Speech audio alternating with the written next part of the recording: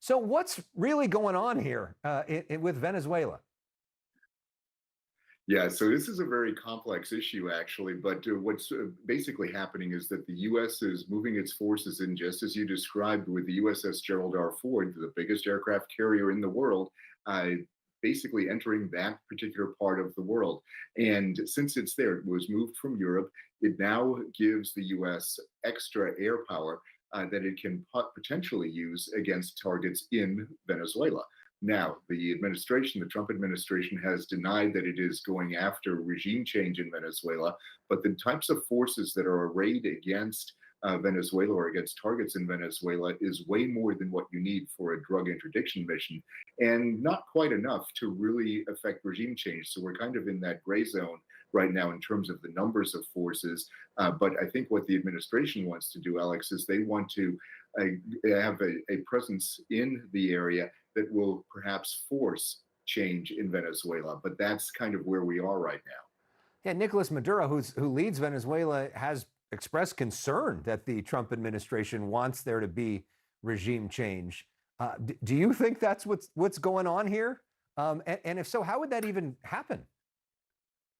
Yeah, that would be one of the most difficult things to actually do. Now, I can see from Maduro's point of view that that's exactly what he sees. If you're, sitting in Caracas and you're looking out across the Caribbean and you see all these naval vessels coming toward you and the aircraft flying along your coastline, then you certainly think that there's something more going on than just going after some boats that are on the coastline. So what Maduro is doing is he's beefing up his forces. He's calling up the reserves. He's calling up his military, his National Guard, and they are, in essence, putting themselves in a position where they think they can defend the country. Now, what would happen if, let's say, we did try to affect regime change? I think the first thing that the U.S. would try to do is make contact with the opposition leaders, including the lady Machado, who received the Nobel Peace Prize recently, and that would then be the impetus to move things forward using Venezuelan forces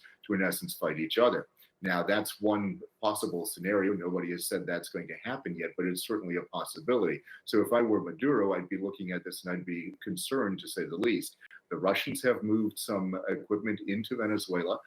They have Cuban help already in the form of intelligence support and weapons support. So there is definitely an effort going on within Venezuela and with Venezuela's allies to build up the Venezuelan forces, perhaps to thwart a possible U.S. invasion.